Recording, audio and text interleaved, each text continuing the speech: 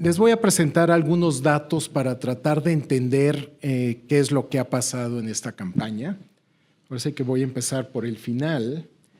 Estos son los datos de la encuesta que publicamos el día de hoy, excluyendo el 19% de no respuesta, 54 para Sheinbaum, 34 para Xóchitl Gálvez y 12% para Álvarez Maínez.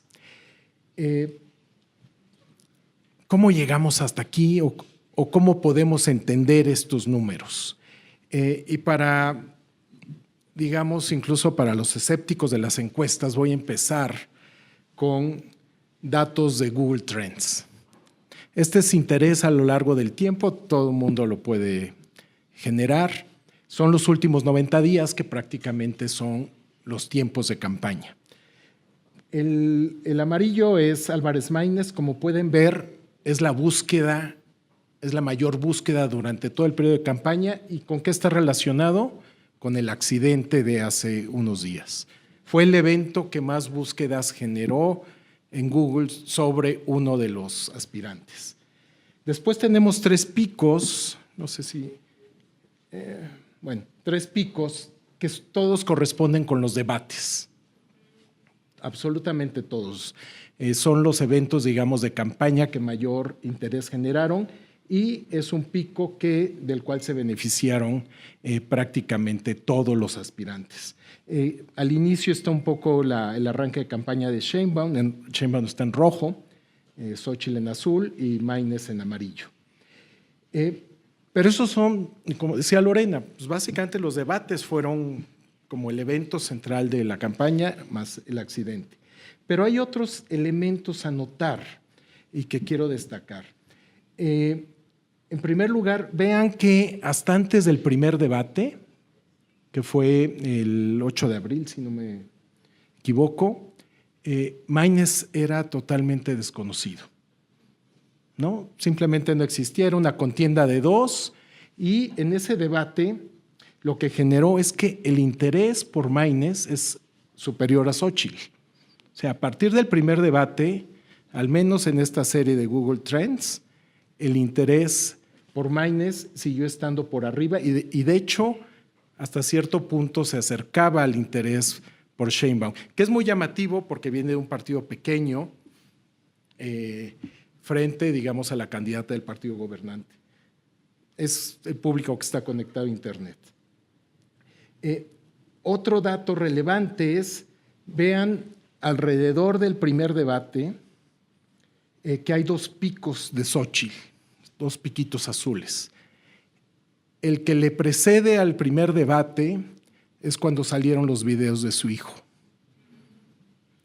Y el segundo, que fue probablemente el que más daño le hizo, fue estás muy güey si a los 60 años no tienes un patrimonio, ¿no? Y cuando ustedes checan en Google Trends aparecía Xóchitl patrimonio, ¿no? Esas eran como las palabras que se buscaban. Entonces fueron dos eventos que no le ayudaron, digamos, en los alrededores del primer debate. Y ya después lo que vemos es, pues el interés por Xóchitl está en tercer lugar.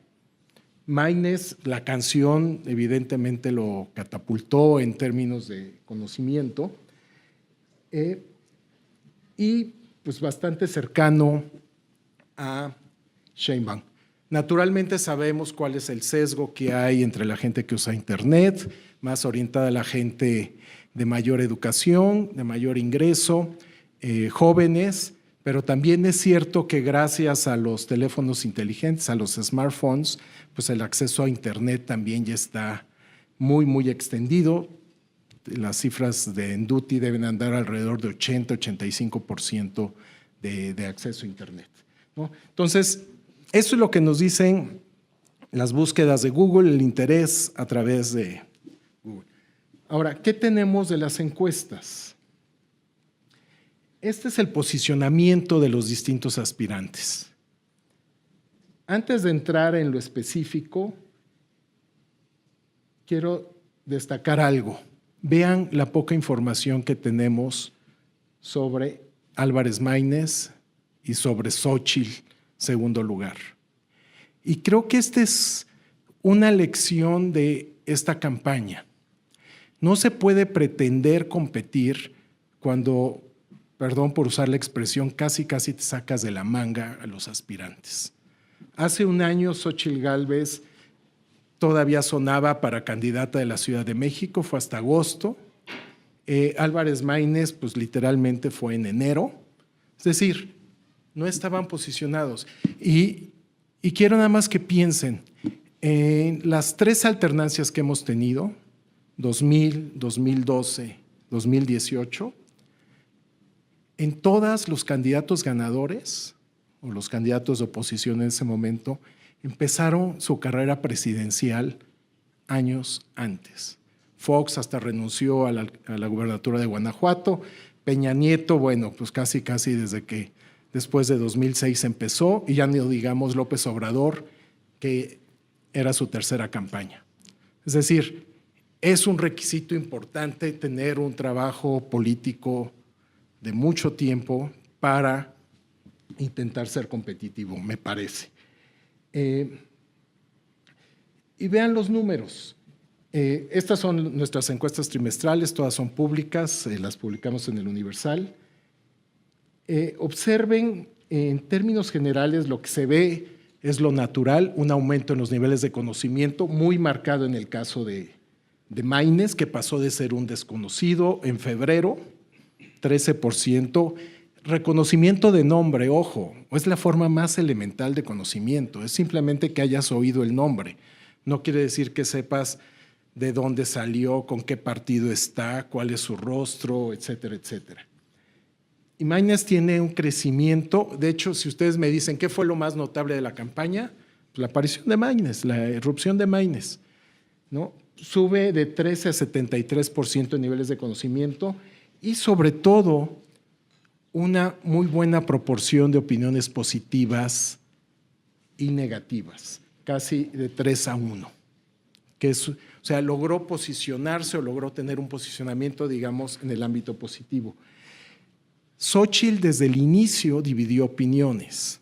La confrontación con el presidente desde el inicio de su candidatura ciertamente no le ayudó mucho, porque no solamente es darse a conocer, sino cómo te conocen. Y se dio a conocer en buena medida con la confrontación entre el presidente, y era una confrontación muy dispareja, tanto por los recursos con los que cuenta el presidente, como porque tiene una base de apoyo mucho más grande. Y eso, pues desde el primer momento fue algo, digamos, que impactó en cómo se le percibía. Pero lo más llamativo es cómo le aumentaron los negativos durante la campaña.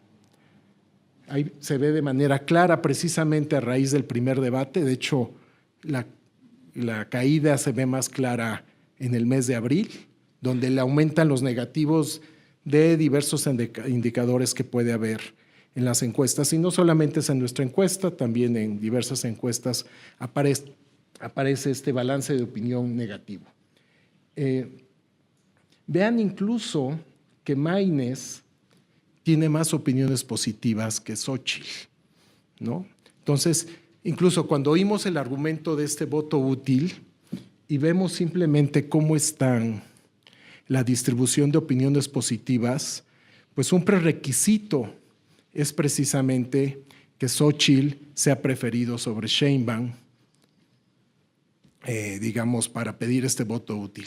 Pero dado esos negativos, eso se antoja improbable, ¿no? Tendría que ser la segunda opción.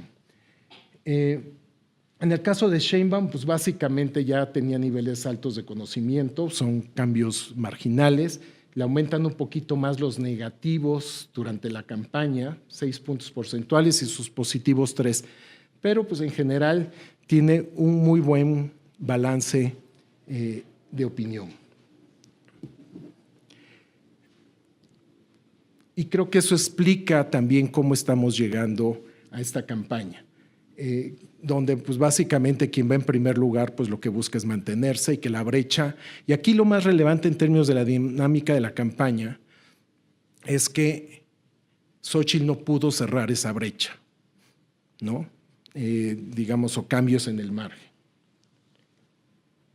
Esta es otra manera de medir la intención de voto, y aquí tiene que ver un poco con lo que mencionaba Lorena. ¿Cómo medimos las preferencias electorales? Tradicionalmente en México quizá estamos muy influidos porque todo es muy uniforme, ¿no? Pero ciertamente, por ejemplo, todo es muy uniforme en el sentido que es una legislación federal y es la misma boleta en todas partes. Pero hay otros países como Estados Unidos que tienen diferentes maneras de votar. Entonces, aunque las opciones puedan ser las mismas, las maneras de votar son diferentes. O esto en términos más académicos, pues es una medición indirecta de la preferencia electoral y hay diversos métodos estadísticos para precisamente generarla. Entonces, esta siempre es como un mecanismo de validación, precisamente por muchos de los temores que menciona Lorena, de que la gente no quiere responder o no se siente cómoda, se siente comprometida, etcétera, etcétera, ¿no? Entonces, pues también buscamos recopilar dentro de la encuesta mucha información acerca de hacia dónde se puede orientar el voto. Vean, por ejemplo, y nuevamente reafirmo un poco lo que les mencionaba, los negativos que tiene Xóchitl, que generaría más descontento una victoria. Naturalmente muchos son de Morena, ¿no? Esto se ve, pero la base de apoyo es de 26%, digamos, que se vería, y en el caso de Sheinbaum de 51%. Pero en ambos casos, digamos, y es lo que yo rescataría, es una brecha, digamos, que es consistente con la proyección de intención de voto. Con esto quiero cerrar. Se ha hablado mucho de, pues evidentemente, el voto puede cambiar, ¿no? Quizá quienes estén familiarizados con la literatura de opinión pública y elecciones recordarán un artículo clásico de Christopher Aiken, de Chris Aiken, en la que hablaba de que hay que entender el voto como algo probabilístico, es decir, tenemos la probabilidad de votar por alguien que siempre que tiene definido su voto tiene una probabilidad prácticamente del 100% de votar por esa persona, mientras que alguien que nos dice que todavía tiene dudas, aunque nos diga que va a votar por alguien en la encuesta, pero ciertamente su probabilidad no es del 100%. Y este es el caso, 38% nos dijo que todavía tenía dudas de por quién votar. Muchos de ellos nos dieron intención de voto, pero la probabilidad no es de 100% como quienes nos dicen que ya están definidos. Y quisimos saber aquellos que tienen dudas hacia dónde se pueden orientar. Es decir, ¿cuál es su mercado electoral? A mí me gusta, por ejemplo, si estoy en el ámbito opositor, pues a mí me gusta en este momento Xóchitl, ¿considero a Maynes o no lo considero? ¿No? Si llego a cambiar mi voto, que en este momento es Xóchitl, ¿hacia dónde me puedo ir? Y la pregunta que hicimos es precisamente a los que pueden cambiar su voto, ¿hacia dónde se podrían inclinar? No quiere decir que lo vayan a hacer, es simplemente ver su espacio electoral o su probabilidad de votar. Y aquí quizá lo que quiero destacarles son dos cosas. Uno, pues pareciera que si hay un movimiento en los últimos días de la campaña, pudiera darse a favor de Maynes. Y en segundo lugar, que pues prácticamente no se ve, no hay indicios, digamos, en esta pregunta de que la brecha entre primer y segundo lugar se pueda cerrar, porque incluso se pueden inclinar un poquito más por Sheinbaum que por Xóchitl. Entonces, en términos de la brecha, digamos, se ve poco probable que eso pudiera ocurrir. Entonces, el movimiento más probable que pudiera hacer es un crecimiento de Maynes, pero por decir, nosotros tenemos 12%, si llegara a crecer a 14%, pues probablemente puede ser a expensas de las dos. Pero ¿qué significa? Que la brecha entre primer y segundo lugar pues, se mantiene, ¿no? Y ya con eso cierro y pues ya en preguntas y respuestas ya vemos otras cosas. Gracias.